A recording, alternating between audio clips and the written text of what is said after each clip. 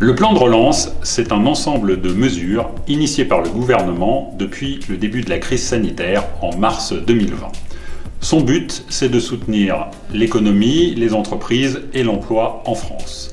Ces mesures s'adressent principalement aux secteurs les plus touchés, tels que le tourisme ou l'automobile. Ce plan de relance d'un montant de 100 milliards d'euros s'articule autour de 3 axes. Tout d'abord, la compétitivité des entreprises, puis la cohésion afin de garantir la solidarité entre les territoires, et enfin l'écologie à travers l'accélération de la transition énergétique. Concrètement, pour les entreprises, le plan de relance offre la possibilité de répondre à ce que l'on appelle des appels à projets. Un appel à projet, c'est l'occasion pour une entreprise de candidater dans le but d'obtenir le versement d'une subvention qui viendra soutenir un projet ou une initiative spécifique.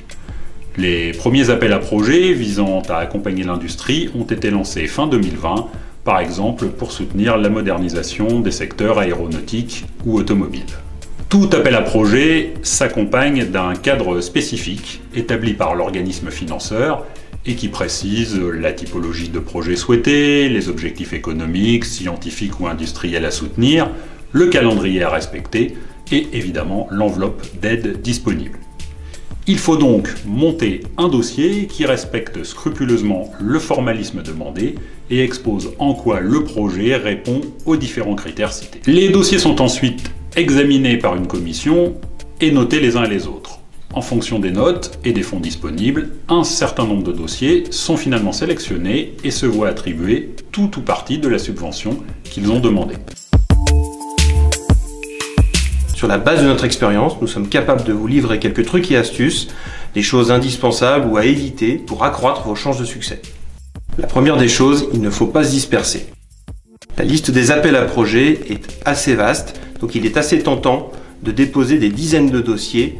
Cependant, ce n'est pas forcément la bonne stratégie à adopter. Mieux vaut cibler quelques guichets avec des projets qui correspondent bien et de prendre le temps de les monter sérieusement. Par exemple, vous vouliez monter un appel à projet, mais vous n'aviez pas vu qu'il était uniquement réservé aux PME. Le deuxième point important, bien choisir son projet. Les appels à projets visent à financer les projets de R&D des entreprises qui sont liés à la feuille de route du plan. Le choix du projet est donc primordial. Plus votre projet satisfait aux critères de l'appel, plus vous avez de chances d'être sélectionné. Par exemple, en ce moment, les projets qui comportent des composantes techniques liées à la décarbonation ou qui sont créateurs directs d'emplois partent avec un avantage certain. Il vaut mieux cibler ce genre de projet.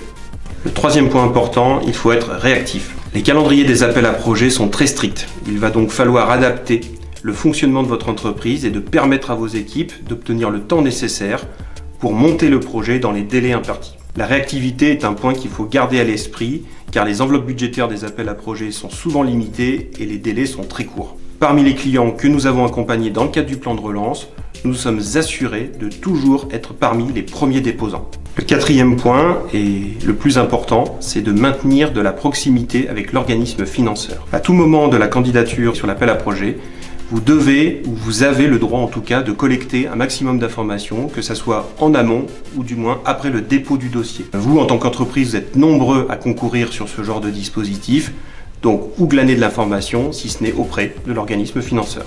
Lorsque nous avons accompagné un de nos clients du secteur automobile à répondre à un appel à projet, nous avons fait en sorte de maintenir une relation et une communication étroite avec les membres du pôle du véhicule du futur et ceux de la BPI pour nous assurer que leur dossier était bien en adéquation avec leurs attendus.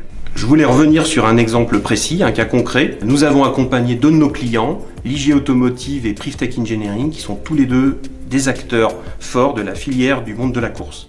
Le monde de la course automobile a été fortement touché par la crise Covid et les courses au niveau des championnats se sont arrêtées autant que les projets qui étaient développés en interne. Dans un contexte de verdissement des technologies, il apparaissait primordial pour ce genre d'acteurs de se renouveler en termes de nouvelles technologies et de nouveaux moyens de caractérisation moteur au véhicule face à ce boom des nouvelles énergies. Ces deux clients se sont associés pour développer une nouvelle génération de moyens d'essai aux performances étendues et notre connaissance de la filière nous a permis de bien appréhender les tenants et les aboutissants de ce projet et de les accompagner au mieux. Les deux dossiers de demande de financement ont été au final acceptés, lauréats sous 3 mois environ. Aujourd'hui, les fonds sont en phase d'être versés, les équipes R&D sont sur la ligne de départ et attendent avec impatience de démarrer les phases d'études et de recherche.